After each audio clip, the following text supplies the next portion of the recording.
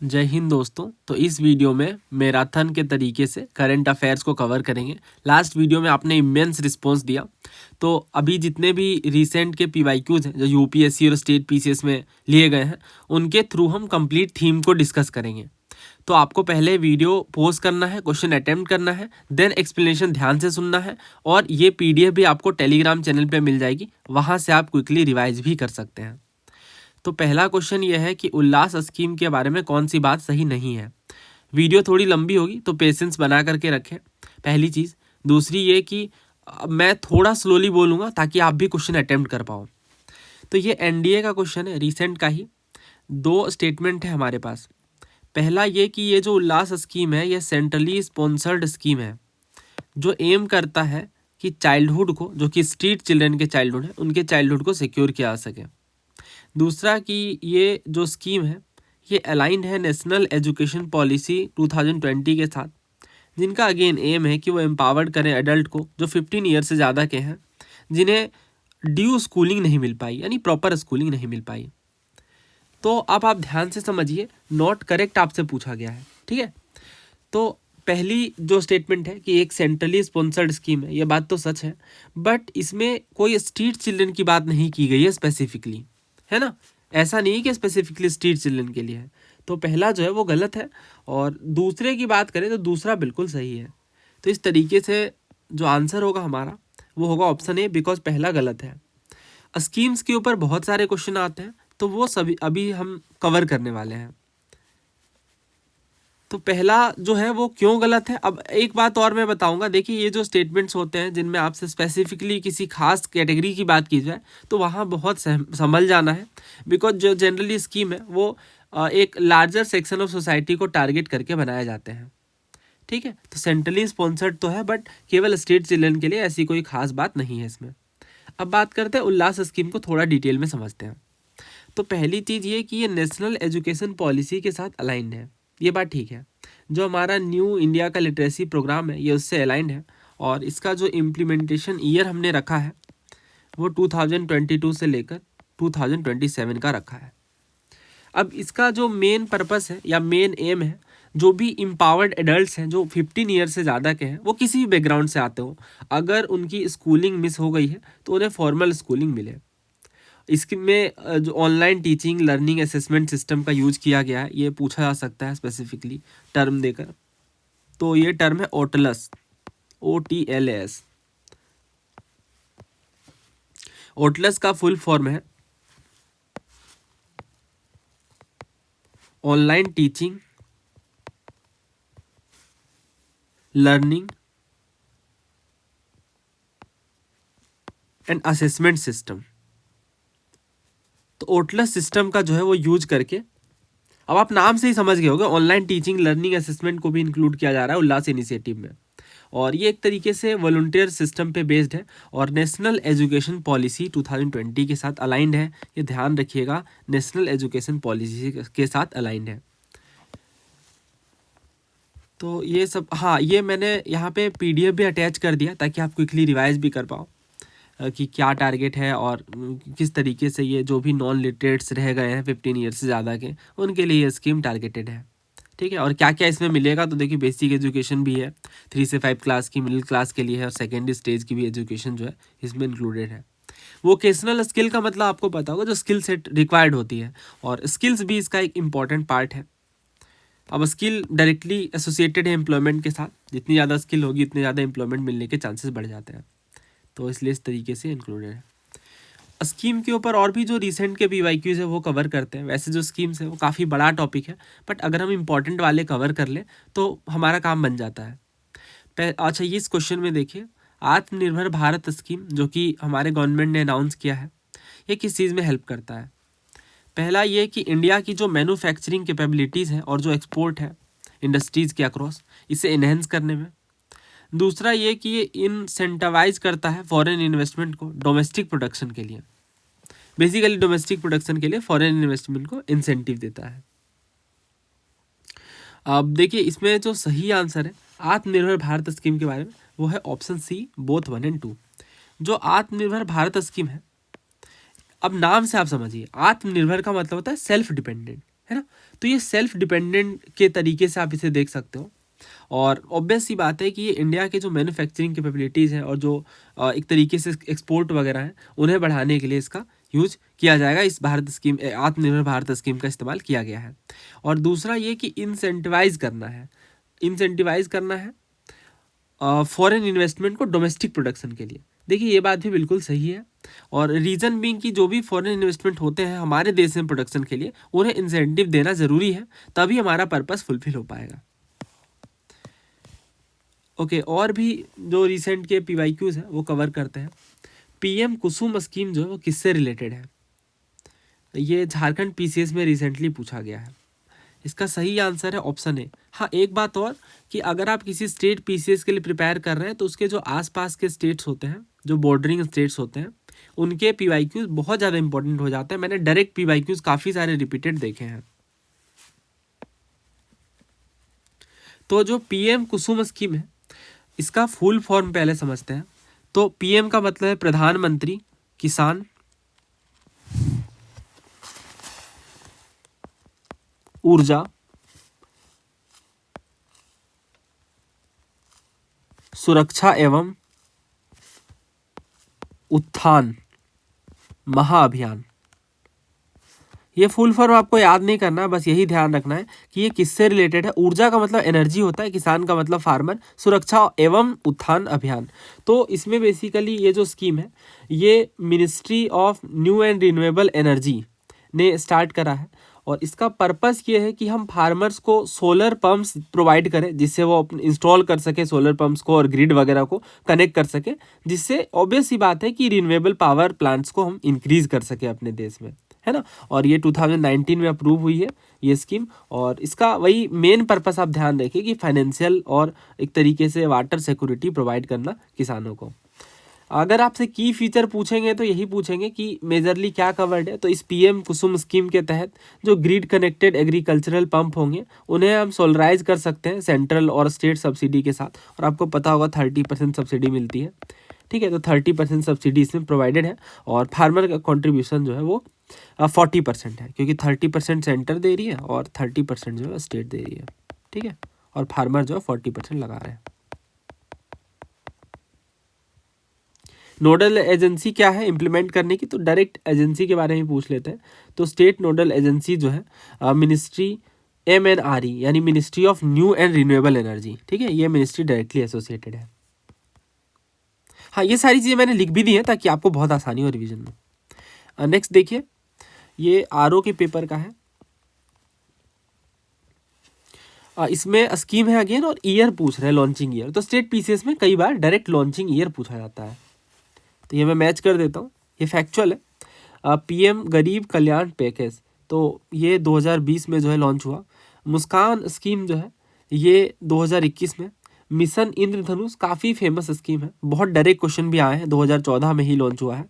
और प्रधानमंत्री जन आरोग्य योजना तो सबको पता है 2018 में लॉन्च हुआ है, ठीक है। तो आंसर जो है इसका ऑप्शन ही होगा 2, 4, 1 एंड देन 3।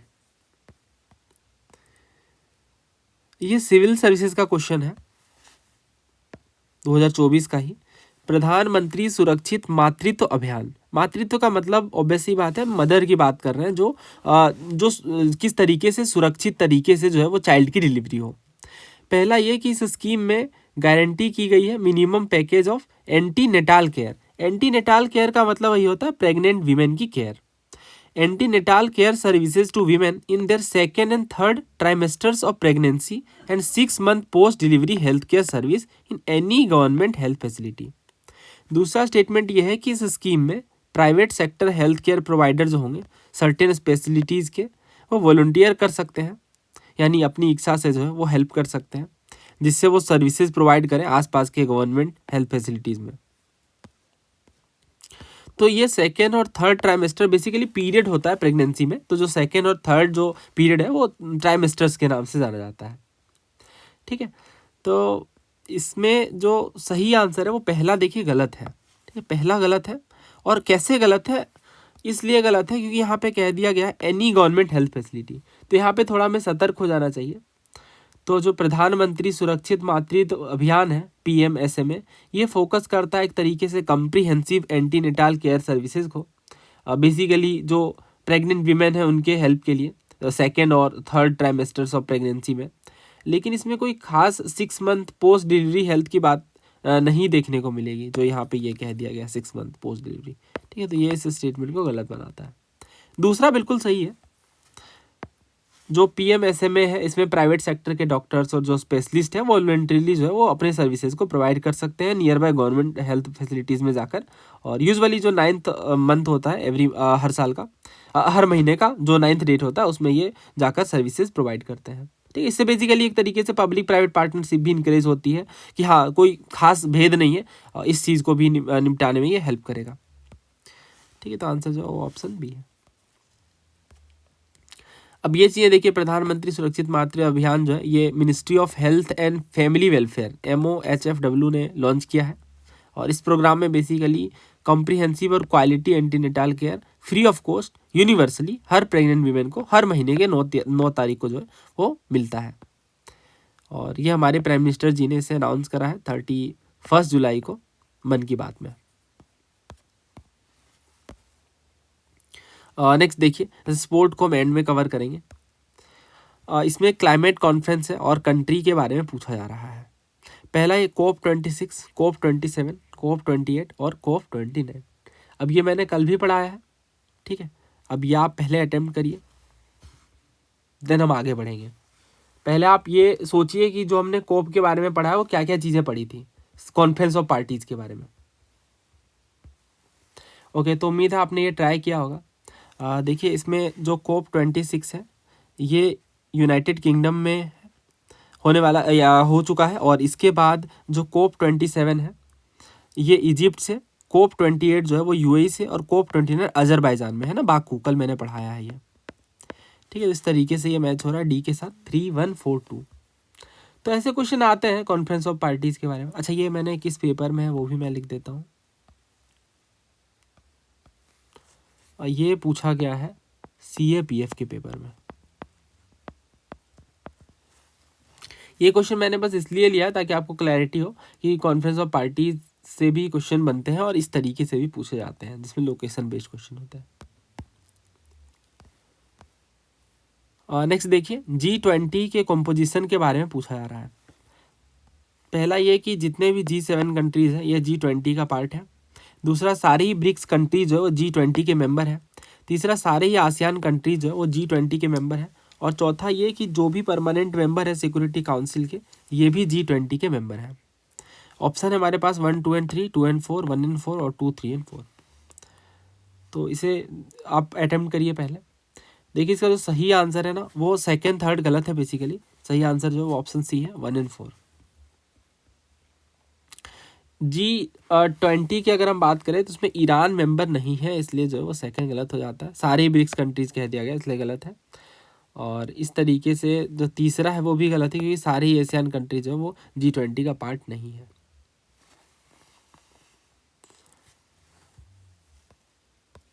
अब इस तरीके से बहुत सारे क्वेश्चन हैं जो एशियान पे, G20 पे, जो भी बेसिकली ऑर्गेनाइजेशन होते हैं उन पे पूछे जाते हैं। जैसे ये क्वेश्चन रिसेंटली एनडीए में पूछा गया था कि एशियान इंडिया मिलेट फेस्टिवल 2023 जो है, जो कि ऑर्गेनाइज किया गया इंडियन मिशन टू एशियान के द्वारा, ये किस कंट्री में हुआ। पहला ये इंडिया, दूसरा इंडोनेशिया, तीसरा मलाइशिया, चौथा थाईलैंड। तो देखिए, Indian mission to ASEAN and the ministry of agriculture and farmers welfare ने एशियान इंडिया मिलेट फेस्टिवल को ऑर्गेनाइज किया जकार्ता में, जकार्ता इंडोनेशिया की कैपिटल। और ये 22 से लेकर 26 नवंबर 2023 तक देखने को मिला। ये international year of millet celebration के साथ अलाइंड है। ये वो फेस्टिवल है जो एम करता है कि किस तरीके से हम अवेयरनेस बढ़ा सकते हैं और मिलेट्स के लिए मार्केट को क्रिएट कर सकते हैं। ठीक है, तो आंसर जो है इसका वो ऑब्वियसली ऑप्शन बी है, इंडोनेशिया। ये सब क्वेश्चन जो वो रिपीट कर सकते हैं क्योंकि एशियान काफ़ी चर्चा में रहता है, न्यूज़ में भी अक्सर कवर्ड देखने को मिलता है।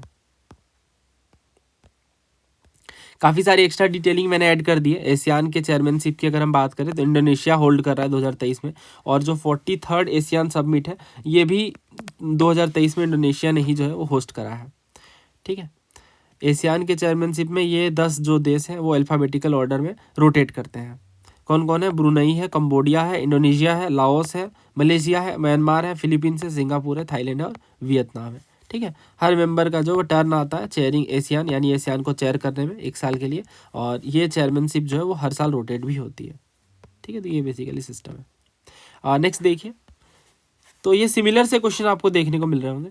इन which of the following cities the central secretariat of association of South East Asian nation, जो एशियान है, ये लोकेटेड है। तो आपको बताना है कि एशियान का सेंट्रल सेक्रेटरीट किस शहर में है? जकार्ता, बाली, मनीला या हनोई?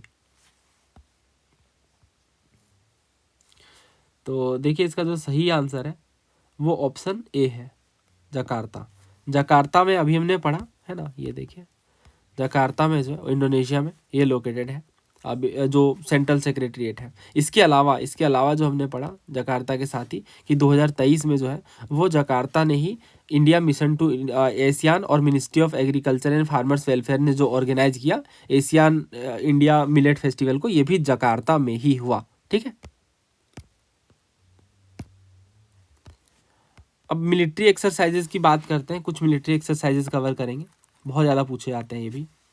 तो इसमें आपसे पूछा जा रहा है कि कौन सा जॉइंट मिलिट्री एक्सरसाइज जो है वो इंडिया और यूएसए के बीच नहीं हुआ? पहला है युद्ध अभ्यास, दूसरा वज्र प्रहार, तीसरा मालाबार और चौथा वरुणा। देखिए, युद्ध अभ्यास, वज्र प्रहार और मालाबार तो हुआ है, बट जो वरुणा है ये नहीं हुआ है। वरुणा एक तरीके का नेवल एक्सरसाइज है, नेवल एक्सरसाइज है यानी समुद्री अभ्यास है, जो कि किसके बीच हुआ है? इंडिया और फ्रांस के बीच। इंडिया और फ्रांस, ध्यान रखिएगा ये इंपॉर्टेंट है, ठीक है, पूछते हैं ये। तो इंडिया और फ्रांस के बीच जो है ये देखने को मिला। अदर एक्सरसाइजेज जो है, पहला युद्ध अभ्यास, तो हाँ ये एक तरीके का जॉइंट मिलिट्री एक्सरसाइज है। दूसरा वज्र प्रहार, तो वज्र प्रहार भी एक तरीके का जॉइंट स्पेशल फोर्सेज की एक्सरसाइज है। मालाबार एक नेवल एक्सरसाइज है जो इंडिया यूएसए के बीच देखने को मिली। अब इसमें जापान और ऑस्ट्रेलिया भी इंक्लूडेड है। ठीक है, तो आगे बढ़ते हैं। इसमें कुछ मिलिट्री एक्सरसाइज और कवर करवाए तो मैं, देखिए एक तो वरुणा है जो कि नेवल एक्सरसाइज है, दूसरा गरुड़ा,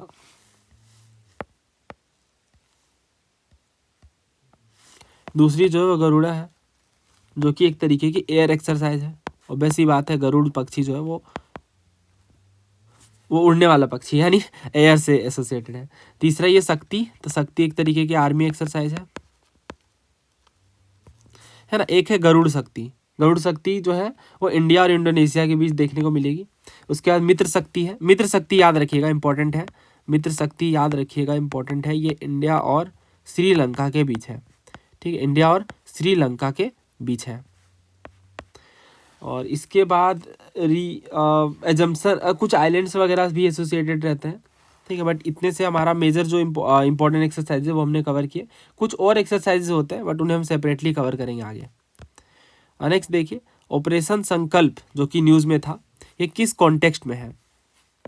यूपीएससी ईपीएफओ का क्वेश्चन है। पहला ये कि इंडियन फ्लैग मर्चेंट वेसल्स को प्रोटेक्ट करने के लिए, दूसरा ये जॉइंट मिलिट्री एक्सरसाइज 2 कंट्रीज़ के बीच, तीसरा ह्यूमैनिटेरियन यानी मानवता रूपी संसाधनों को असिस्टेंट करने के लिए दूसरे देशों में, चौथा ये डिजास्टर मैनेजमेंट और रिलीफ एक्टिविटीज़ के लिए। तो ये मैंने आपको कल ही पढ़ाया ऑपरेशन संकल्प के बारे में, basically Indian flag merchant vessels को प्रोटेक्ट करने के लिए। देखिए इसका मेजर रीज़न क्या है कि ये जो ऑपरेशन है ये इसलिए इनिशिएट किया गया क्योंकि जो कमर्शियल शिप्स होते हैं, ख़ास तौर से जब वो पर्शियन गल्फ और गल्फ ऑफ अमान से गुजरते थे तो इन्हें काफ़ी खतरा रहता था। ठीक है, कई बार अटैक होते थे इन पे, तो इंडियन गवर्नमेंट ने डिसाइड किया कि हम नेवल असेट्स को डिप्लॉय करेंगे और बेसिकली हम प्रोटेक्ट करेंगे इंडियन फ्लैग्ड वेसल्स को और इंडियन मेरीटाइम ट्रेड की सेफ्टी को बिल्कुल इंश्योर करेंगे। ठीक है, तो ये बेसिक रीज़न है इसके पीछे का। तो ऑपरेशन संकल्प जो है ये इंडियन नेवी ने इंट्रोड्यूस किया, जिससे जो इंडियन फ्लैग मर्चेंट है उनकी सेफ्टी और सिक्योरिटी का ध्यान रखा जा सके। खास तौर से अच्छा ये पूछ भी सकते हैं कि किस एरिया के लिए स्पेसिफिकली जो है ये रखा गया है, तो पर्शियन गल्फ और गल्फ ऑफ अम्मान के लिए, पायरेसी वगैरह गल्फ ऑफ ओमान, समुद्री लुटेरों या और भी जो प्रॉब्लम्स हैं इनसे बचने के लिए, इनसे सेफ्टी और सिक्योरिटी के लिए जो है ये लॉन्च किया गया है। एक्सरसाइज मित्र शक्ति के बारे में सिविल सर्विसेज में क्वेश्चन पूछा गया पहला ये कह रहे हैं कि एक तरीके का जॉइंट मिलिट्री एक्सरसाइज है इंडिया और बांग्लादेश के बीच। दूसरा ये कि ये औंध पुणे में शुरू हुआ। तीसरा ये कि जॉइंट रिस्पॉन्स जो है during counter terrorism operation was a goal to this operation. और चौथा ये कि इंडियन एयरफोर्स जो है ये इस एक्सरसाइज का पार्ट थे। ओके, अब ये तो सबको पता होगा। एक क्वेश्चन और है आई गेस। अच्छा, ये हाँ कवर कर लिया हमने, ठीक है। तो देखिए इसका जो सही आंसर है वो ऑप्शन डी है।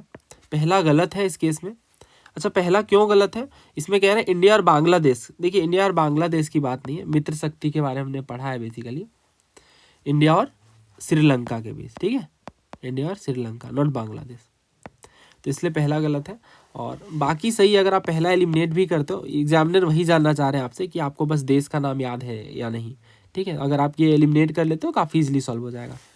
तो इंडिया और श्रीलंका के बीच है मित्र शक्ति। इंडिया और इंडोनेशिया के बीच क्या है? इंडिया और इंडोनेशिया के बीच कौन सी मिलिट्री एक्सरसाइज है? पहला तो है समुद्र और दूसरा है गरुड़ शक्ति, ठीक है। उसके बाद इंडिया और फ्रांस के बीच की बात करें तो बहुत इंपॉर्टेंट है, ये भी शक्ति एक्सरसाइज है। और इंडिया और बांग्लादेश के बीच जो एक्सरसाइज है जो इस स्टेटमेंट में है वो संप्रीति है, ठीक है, संप्रीति एक्सरसाइज। तो इंडिया और बांग्लादेश के बीच है संप्रीति एक्सरसाइज। और इंडिया और इंडोनेशिया या फिर इंडिया, हाँ पहले इंडिया और श्रीलंका का देख लेते हैं। तो इंडिया और श्रीलंका के बीच जो है वो मित्र शक्ति है और इंडिया और बांग्लादेश के बीच संप्रीति है, ठीक है। इन दोनों आपको कंफ्यूज नहीं करना है। इंडिया और श्रीलंका के बीच जो है वो मित्र शक्ति है। आप इसे ऐसे याद रख सकते हो, श्रीलंका का एस और शक्ति का एस, कुछ भी आप एसोसिएट करो, बट ये आपको याद रखना है बिकॉज इस तरीके से क्वेश्चन बनते हैं और एग्जाम में कन्फ्यूजन हो जाती है। नेक्स्ट देखिए, exercise desert cyclone is a joint military exercise between India and. Exercise जो डिजर्ट साइक्लोन है ये किस देश के बीच है? इंडिया और किस देश के बीच? Kuwait, Saudi Arabia, United Arab Emirates और ओमान। ये एनडीए का क्वेश्चन है। ओके, तो इसका जो सही आंसर है वो ऑप्शन सी है। इंडिया और यूएई के बीच जो है वो डिजर्ट साइक्लोन एक्सरसाइज है। नेक्स्ट देखिए, विनबैक्स के बारे में पूछ रहे हैं। पहला ये कि ये एक तरीके का जॉइंट मिलिट्री एक्सरसाइज है इंडिया, वियतनाम, बांग्लादेश के बीच। दूसरा कि ये 2018 में इंस्टीट्यूट हुई है। तीसरा ये कि इसका जो पहला एडिशन है ये जबलपुर में कंडक्ट हुआ। चौथा ये कि 2023 में Indian contingent comprise the engineer resident of Bengal engineer group, ठीक है। तो ये CISF का क्वेश्चन है। तो इसमें वन बाय वन डिस्कस करते हैं। देखिए जो विनबैक्स है, विनबैक्स का फुल फॉर्म है Vietnam India bilateral army exercise, ठीक है। Vietnam India bilateral army exercise. तो ये 2018 में जो है वो इंस्टीट्यूट की गई और इसका जो पहला एडिशन है वो जबलपुर मध्य प्रदेश में हुआ है, ठीक है। तो पहला जो है वो बिल्कुल गलत है। क्यों गलत है? क्योंकि यहाँ पे कह दिया इंडिया, वियतनाम एंड बांग्लादेश, जो कि गलत है बिकॉज यहाँ पे कौन कौन से दो देश हैं? पहला देश है वियतनाम, दूसरा इंडिया, बांग्लादेश नहीं है, ठीक है।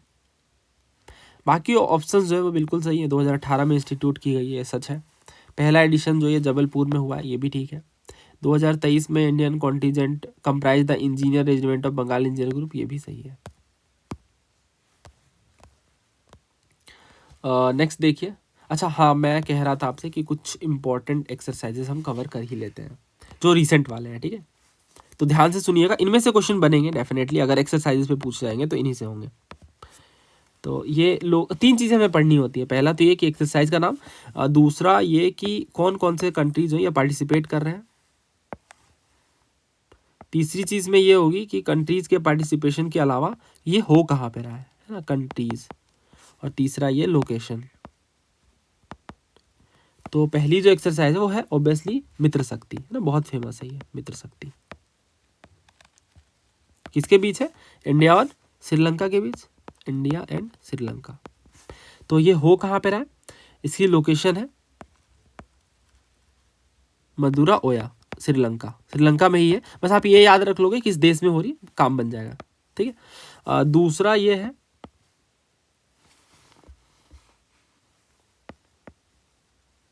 उदार शक्ति, ये भी अगस्त 2024 में ही देखने को मिली।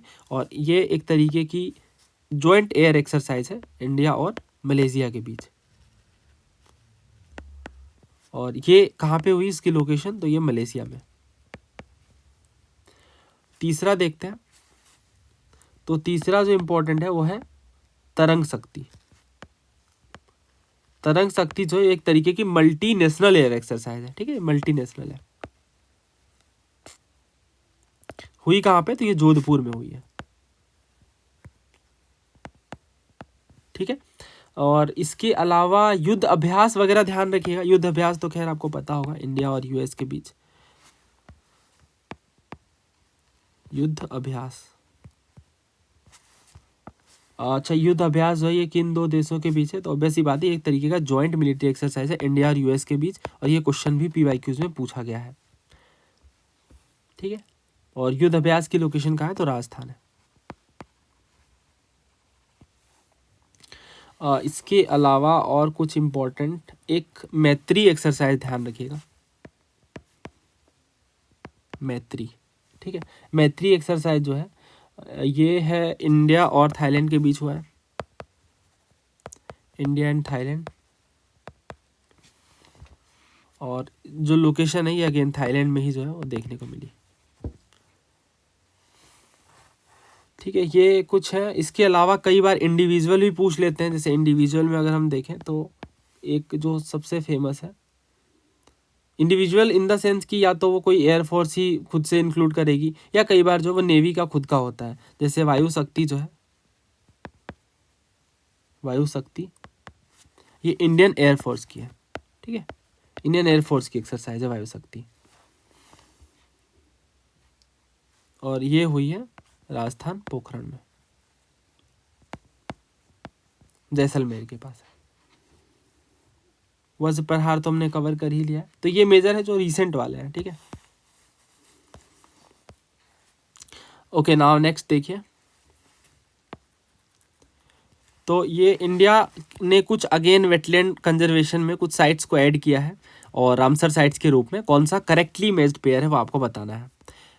पहला ये लोनार लेक महाराष्ट्र, दूसरा चित्रनगुडी बर्ड सेंचुरी कर्नाटक में, तीसरा कबरताल वेटलैंड उत्तराखंड, चौथा अष्टमुडी वेटलैंड केरला, और पांचवा है रुद्र सागर लेक त्रिपुरा। देखिए यहाँ पे हमसे पूछा गया कि करेक्ट बताना है, तो इसमें पहला सही है, लोनार लेक महाराष्ट्र में है, तो यहाँ से कोई ऑप्शन एलिमिनेट नहीं होता है, ठीक है।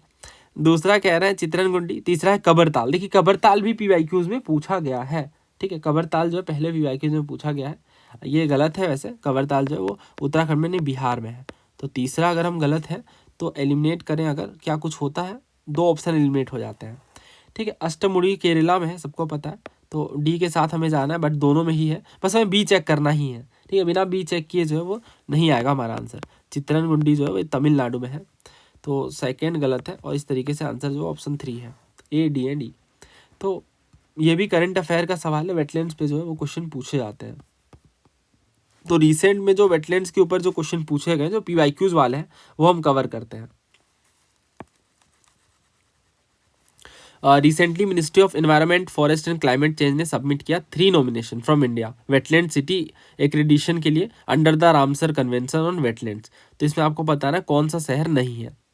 तो जो सिनेरियो क्या है वो ये है कि ministry of environment forest and climate change ने 3 नॉमिनेशन इंडिया से सबमिट किए। किस लिए? तो वेटलैंड सिटी एक्रेडिशन, ये एक तरीके की वेटलैंड सिटी के रूप में इंक्लूडेशन के लिए लिस्ट भेजी जाती है।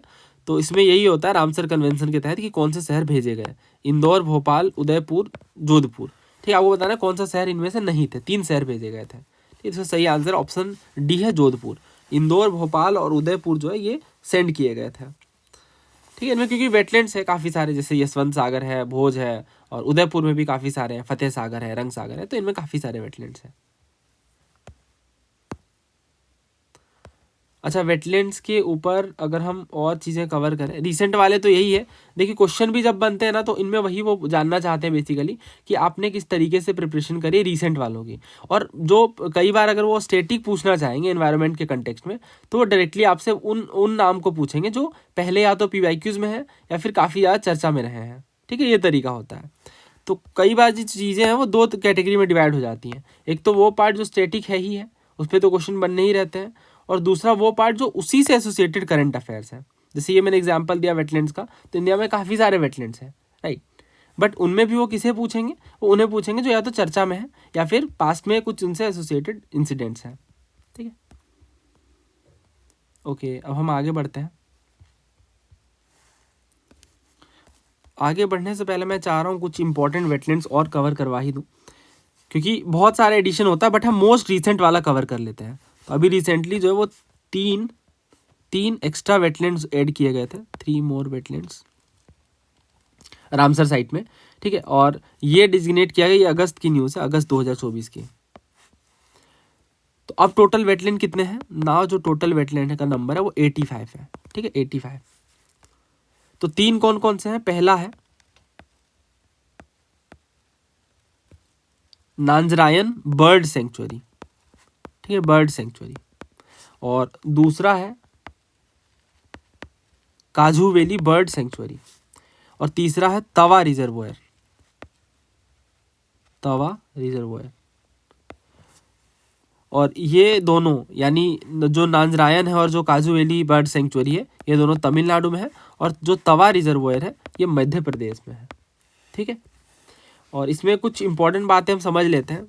सबसे पहली चीज़ ये कि जो नांजरायन बर्ड सेंचुरी है बेसिकली एक तरीके का लेक है जो कि लार्ज सेलो वेटलैंड है, और ये तमिलनाडु में है, ठीक है। और काजू वैली बर्ड सेंचुरी की बात करें तो ये भी तमिलनाडु में है, और ये one of the largest wetland है पेनिनसुलर इंडिया का, ठीक है।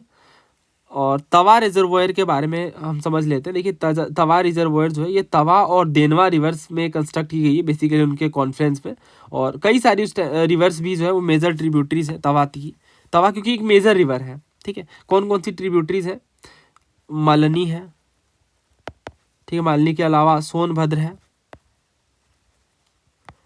और इसमें तीसरी जो रिवर है वो नागदवरी है, ठीक है। 3 रिवर जो है वो तवा रिवर की ट्रिब्यूटरी है। तवा रिवर किसकी खुद की ट्रिब्यूटरी है, तो तवा रिवर जो है ये लेफ्ट बैंक ट्रिब्यूटरी है जो कि महादेव हिल से निकलती है, ओरिजिनेट होती है महादेव हिल से, और फाइनली जो है वो ज्वाइन करती है किसे, नर्मदा को, ठीक है। नर्मदा की सहायक नदी है, नर्मदा की ट्रिब्यूटरी है तवा रिवर, और ये तवा एक मेजर रिवर है और बेसिकली नर्मदा की लॉन्गेस्ट ट्रिब्यूटरी है तवा, ठीक है। और इसी के पास तवा रिजर्वोयर देखने को मिलता है, और ये जो रिजर्वोयर है तवा रिजर्वोयर ये लोकेटेड है, ये एक एक इन्फो इंपॉर्टेंट है जो मैं बता रहा हूँ, इसलिए बहुत ध्यान से सुनिएगा। It is located inside the Satpura tiger reserve और बोरी वाइल्ड लाइफ सेंचुरी।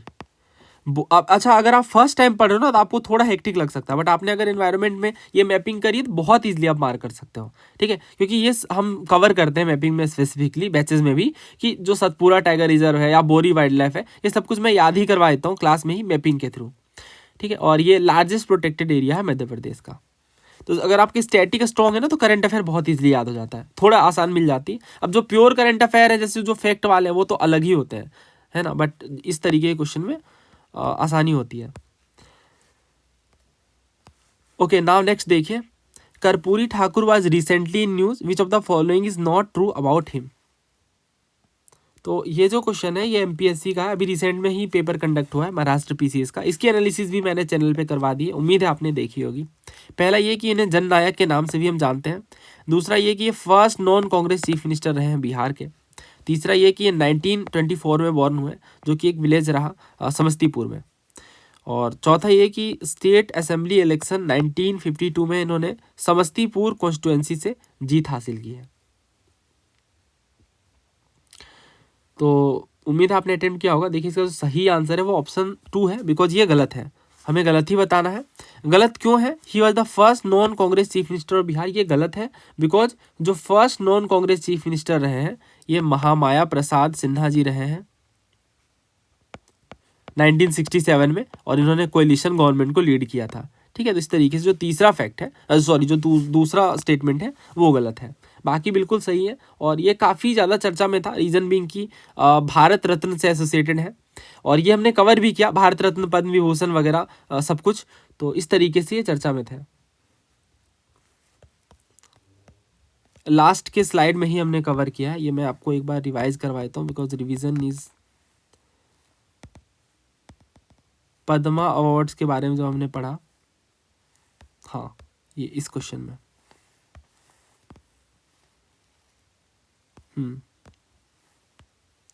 तो पद्मा अवार्ड्स में ये जो नाम है पद्म विभूषण में 5 नाम है, ठीक है। वैजंती माला जी हैं, इसमें चिरंजीवी है, वेंकैया नायडू है, बिंदेश्वर पाठक है, पद्मा सुब्रमण्यम है।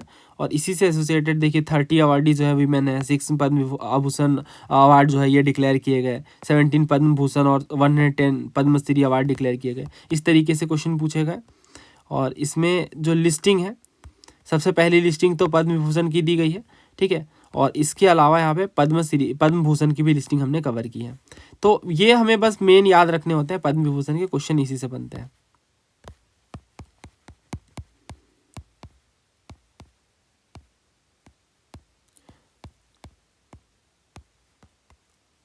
नाउ नेक्स्ट देखिए, नारी शक्ति वंदन अधिनियम, ये सिविल सर्विसेज का क्वेश्चन है।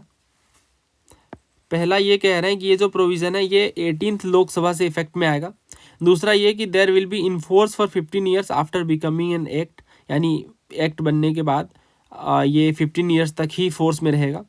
दूसरा ये कि ये इसमें प्रोविजंस है जिसमें स्केड्यूल कास्ट वीमेन के लिए सीटें रिजर्व की जाए, और ये स्केड्यूल कास्ट कोटा के अंदर ही ये रिजर्वेशन जो है देखने को मिलेगी। तो आपके अकॉर्डिंग क्या होना चाहिए आंसर? देखिए इसका सही आंसर है वो ऑप्शन सी है, 2 और 3। पहला गलत है, बिकॉज नारी शक्ति वंदन अधिनियम में जो मेजर पार्ट है वो यही है। बेसिकली 2023 में ये आया है। मैं सारी बातें यहाँ पे कवर कर देता हूँ।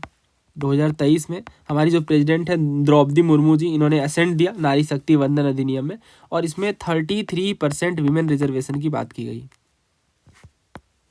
33% वीमेन रिजर्वेशन की बात की गई। और ये लोकसभा में जो है वो वीमेन रिजर्वेशन है, और स्टेट असेंबलीज में, ठीक है। राज्यसभा ने 2023 में इसे पास करा नारी शक्ति वंदन अधिनियम को। और ये अमेंडमेंट भी ध्यान रखिएगा, बेसिकली 106th अमेंडमेंट है, ये 106th अमेंडमेंट एक्ट है 2023 का, ठीक है। 2014 राज्यसभा मेंबर्स जो कि प्रेजेंट थे उन्होंने वोट करा इस बिल के फेवर में। और 128th अमेंडमेंट बिल 2023 जो है ये इंट्रोड्यूस किया गया अर्जुन राम मेघवाल के द्वारा, जो कि अपर हाउस में ऑब्वियसली राज्यसभा में इन्होंने इंट्रोड्यूस किया है। राज्यसभा की ये यूनियन लॉ मिनिस्टर है। अब मेन हाईलाइट तो यही है कि विमेन रिजर्वेशन के गोल को अचीव करने के लिए ये एक्ट प्रपोज करता है अमेंडमेंट, और इसमें अमेंडमेंट किए गए NCT of Delhi article 239AA से एसोसिएटेड, और न्यू आर्टिकल भी इसमें इंसर्ट किए गए हैं, ठीक है। 15 साल के लिए बेसिकली प्रोसेस रखा गया है। अच्छा, इसमें ज़रूरी बात ये समझनी है कि ये जो विमेन रिजर्वेशन है ये 2024 के लोकसभा इलेक्शन से इम्प्लीमेंट नहीं होगा, बल्कि इफेक्ट में आएगा डिलिमिटेशन के बाद ही, ठीक है। और बेसिकली नेक्स्ट डिलिमिटेशन है 2026 में, उसके बाद से इफेक्ट में आएगा। इस वजह से पहला हो जाता है गलत, और एलिमिनेशन वर्क करता है इस क्वेश्चन में। तो ये हमने कुछ टॉपिक कवर किए, कुछ थीम कवर किए। अब देखिए स्पोर्ट्स वगैरह और जो भी इंपॉर्टेंट इंडेक्सेस हैं या जो चीज़ें हम करंट अफेयर में थीम वाइज कवर करते हैं उन्हें सेपरेटली एक लास्ट वीडियो में हम कवर कर लेंगे, और इस तरीके से हमारी कंप्लीट करंट अफेयर प्रिपेयर हो जाएगी। तो जल्दी मिलते हैं नए वीडियो में। थैंक यू, जय हिंद।